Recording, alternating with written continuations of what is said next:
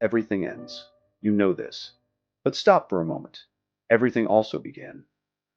Before the sky, before the sea, before you. Go back far enough, all the way to the beginning, and what would you find there? Thousands of years ago, people separated from one another by mountains, by oceans, by entire ages, all stared into the same darkness. And they all asked the same question: how did everything begin? These were not idle questions. To know where the world came from was to know what you were and what you owed it. Their answers were different. But what lay beneath those answers was strangely, almost impossibly, the same. You think that in the beginning there was land. There wasn't. To the Egyptians, in the very beginning there was only water.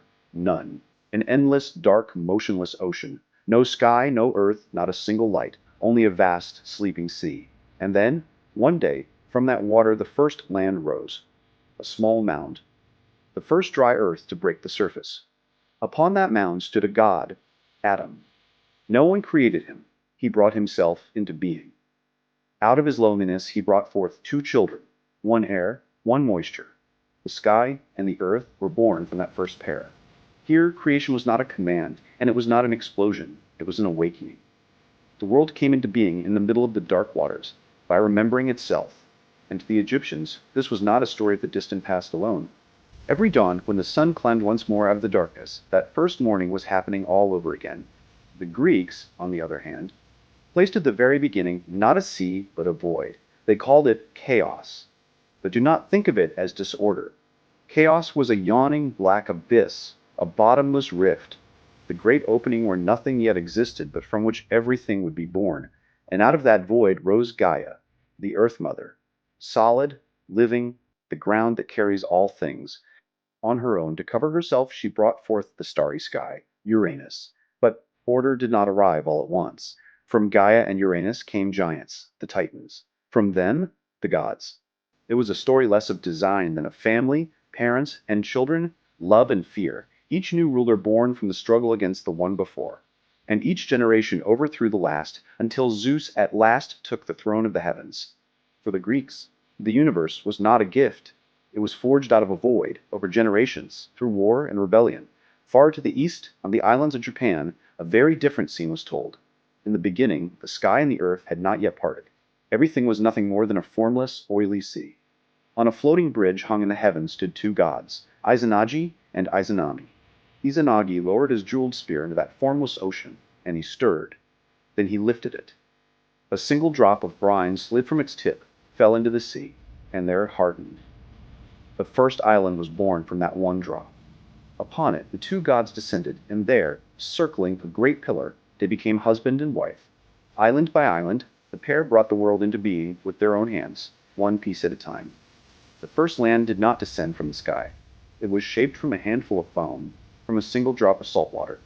Across the endless steppes of Central Asia, in the beginning there was water again. As it was told, at first there was only the sky and that endless primordial sea. Nothing else existed. The Creator wandered over the water, but there was no ground to stand upon. So a dive was made, down to the very bottom of that sea. In some tellings it was a bird that plunged beneath the surface. In others, a second being who tried to keep a little of the mud for himself and hid it away in his mouth. From the dark depths a handful of mud was brought up and laid upon the surface of the water. And that handful of mud began to grow. It spread, it widened, and it became mountains, plains, endless steppe.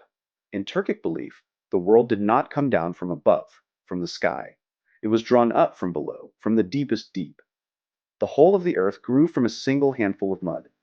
Now, pay attention, because here something changes. In Mesopotamia, between two rivers, in the beginning there was water once more, two primordial seas, one sweet, one salt.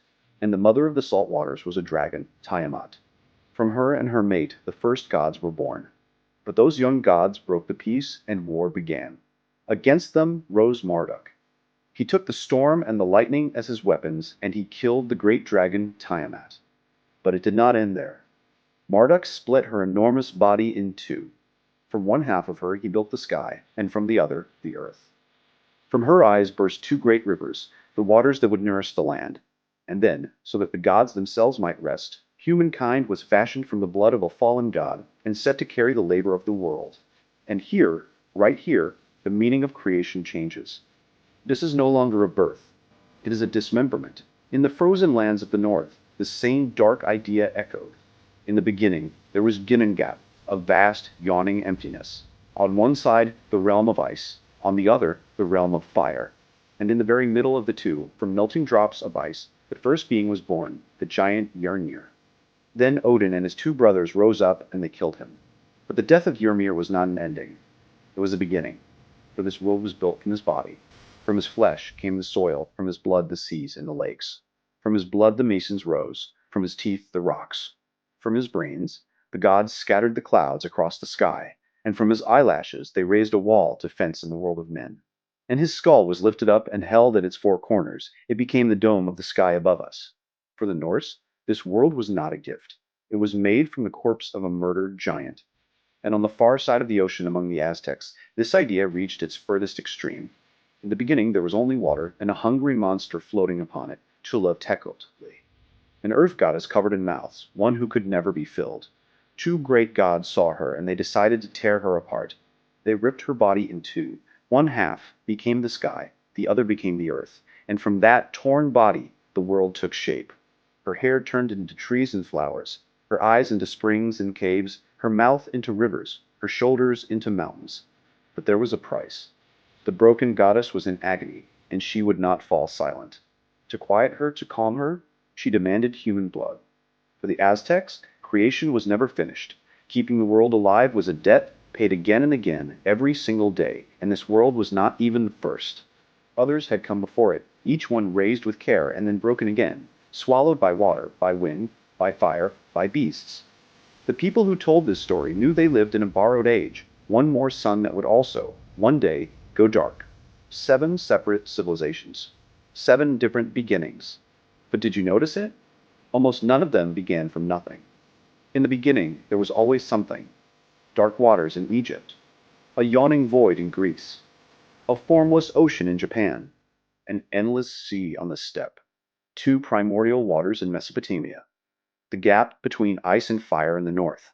These people, thousands of miles apart, never having seen one another, all looked to the same place. In the beginning, there was a chaos, a water, a void. And order was always drawn out from within that chaos.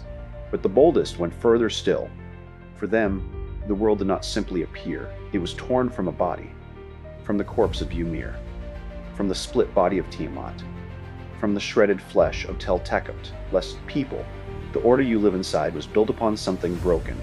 Every mountain, every river you see today was once part of something else. These people, who never knew one another, all asked the same question: how did everything begin? And they drew their answers without ever conferring from the same dark waters. Long before they could write, they gathered in the dark and spoke these worlds into being, with nothing but their voices, so that their children would know where they stood. Perhaps this is the oldest thing we share as human beings, to look into nothing and to see an order there. This was only one of the great stories humanity has told, and there are many more still waiting to be connected. If you enjoyed this journey, subscribe and let us discover the rest of them together.